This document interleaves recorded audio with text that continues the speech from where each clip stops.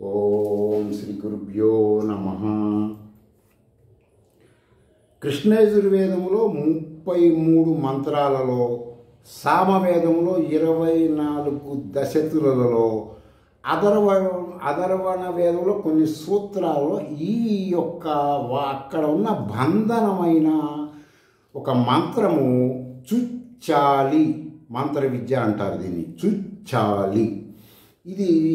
దీని శబ్ద చండికా పరమేశ్వరి 100 రూపములు ధరిస్తే ఎలా ఉంటుందో అలాంటి మంత్రం అన్నమాట. దీన్ని చుచ్చాలి మంత్ర విద్య బహు ప్రాచీనమైనటువంటిది. దీనిని దీన్ని ఎలా చేసుకోవాలంటే ఓం హ్రీం ఓం శ్రీ సౌహు భాగ్య విద్యేశ్వరి. సౌభాగ్య విద్యేశ్వరి అనకూడదు. శ్రీ సౌహు. శ్రీ అంటే శుభములు, సౌహు అంటే పరాశక్తి బీజము. భాగ్య విద్యేశ్వరి. ధనవంతుడు ఎప్పుడు దరిద్రం అనుభవిస్తూ ఉంటాడు. భాగ్యవంతుడికి ఎప్పటికీ ఏది సంకల్పాలు చేస్తే అవి నెరవేరుతుంటాయి. వాడిని భాగ్యవంతుడు అంటారు. దరిద్రుడు ధనవంతుడు కుడి ఎడంగా ఒకటే. ప్రతిరోజు వీడి ఇద్దరు ఇబ్బందులు పడుతుంటాడు. వాడు ధనం కాపాడుకోవడానికి, వీడి ధనం కోసం. భాగ్యవంతుడు ప్రశాంత నిద్ర కలుగుతుంది, వాడికి ఏది కావాలని జరుగుతాయి. అందుకని శ్రీ సౌహు భాగ్య విద్యేశ్వరి. ఓం అహం బ్రహ్మాస్మి. ఐం ఐం తత్సవితుర్వరేణ్యం. క్లీం భర్గో దేవస్య ధీమహి. ఓం హ్రీం కురు కురు ప్రచోదయాత్. కురు అంటే మీరేం కోరుకుంటున్నారో అక్కడ అది చెప్పుకోవాలి మనసులో సంకల్పం. ఓం హ్రీం ఓం శ్రీ సౌహు భాగ్య విద్యేశ్వరి. ఓం అహం బ్రహ్మాస్మి. ఐం తత్సవితుర్వరేణ్యం. క్లీం భర్గో దేవస్య ధీమహి. ఓం హ్రీం కురు కురు ప్రచోదయాత్. ఇది మంత్రం చేయాలి. ఈ మంత్రం ప్రారంభంలో వచ్చేది హెల్త్ పరంగానే ఇంప్రూవ్మెంట్లు వస్తుంది. ఏంటండి ఇంప్రూవ్మెంట్లు అంటే, కొంతమంది భావోద్వేగాలు కంట్రోల్ చేసుకోలేరు. స్త్రీలు కానీ పురుషులు కానీ, ఎక్కువ శాతం స్త్రీలే భావోద్వేగాలు కంట్రోల్ చేసుకోలేరు.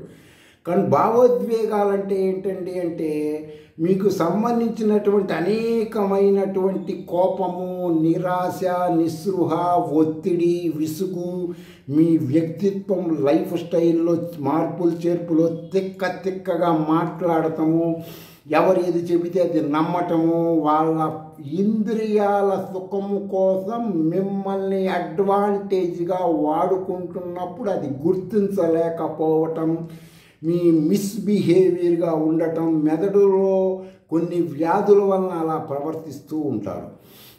దీన్ని సోషల్ డిస్టర్బెన్స్గా కూడా కొంతమంది అంటూ ఉంటారు. ఇలాంటివి వాటిని మీరు కంట్రోల్ చేయటానికి, తర్వాత వీటికి వచ్చేసి ఈ మంత్ర సాధన వచ్చేసి ఎవరైనా వయస్సులో యవ్వనంలో ఉన్న ఆడ మొగ చేసేటప్పుడు ప్రాథమికంగా చవనప్రాస ఒకటి, తర్వాత ఏమో ఎవరైనా వాడుకునే విధంగా ఉంటుంది. చవనప్రాస డైలీ వాడుకోవటం.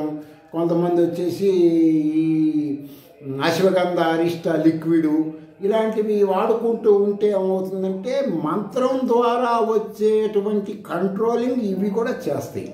వీటికి ప్రత్యేకంగా శ్రీ విద్యలో దీక్షలో తీసుకున్నప్పుడు, పూర్ణ దీక్షలో కొన్ని ఔషధములు ఖచ్చితంగా వాడికి ఇవ్వటం జరుగుతుంది. ఈ విధంగా మీరు ఈ చుచ్చాలి మంత్ర సాధన చేసుకుంటే, దీని గురించి వివరించాలి అంటే చాలా డెప్త్ సబ్జెక్టులు అన్నమాట ఇవన్నీ. స్వయంగా వీలుంటే గురువుల దగ్గరికి వెళ్ళి మీరు తెలుసుకోవచ్చు, లేదంటే ఆచరించవచ్చు. ఆచరిస్తే ఏం చేస్తారంటే, మీ గూగుల్లోకి వెళ్ళి ఈ మంత్రాలు, శబ్దాలు, అర్థాలు అవి తెలుసుకుంటూ ఉంటే ఇంప్రూవ్మెంట్ బాగా ఉంటుంది. ఓం హ్రీం ఓం అంటే ఏంటి? శ్రీ సౌహు. అక్కడ శ్రీ సౌహు బీజం పరాశక్తి బీజం, పరాంబ బీజం కదా. అక్కడ శ్రీ సౌహు అంటే ఎలా ఉంటుంది? ఓం అహం బ్రహ్మాస్మి అన్నప్పుడు ఈ ప్రాబ్లమ్స్ నాకు ఎందుకు వస్తాయి? రాకూడదు కదా. ఐం తత్సవితుర్వరేణ్యం అన్నప్పుడు ఏంటి? ఐం అనే బీజం మహావిష్ణువు ఉపాసించి అందం తెచ్చుకున్నాడు కదా. క్లీం అంటే భర్గోదేవస్య ధీమహి అంటే పరమాత్మ నన్ను ఆ విధంగా అనుగ్రహించాలి కదా. ఓం హ్రీం కురు కురు అంటే నేను ఇవి సంకల్పాలు చేస్తున్నాను నెరవేరాలి కదా. ఈ విధంగా వస్తాయి. ఆలోచించండి, తెలుసుకోండి, ఉపయోగించుకోండి, మిమ్మల్ని మీరు వృద్ధి చేసుకోండి.